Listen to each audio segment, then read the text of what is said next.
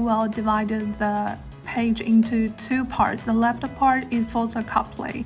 The right part is for the right side camera, but you can also change the default settings in the Rearview dashcam with support CarPlay. You can get the full CarPlay page or you can get the full camera page. Just try it as you like.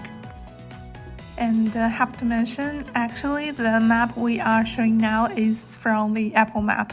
I think it is pretty cool design to check the whole vision about the Earth. That is really cool.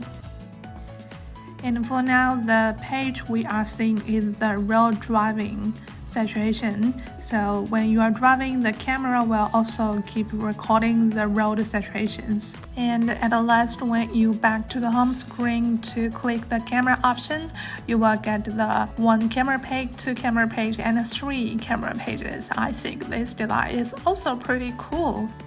Thanks for watching and welcome to purchase from Binize.com.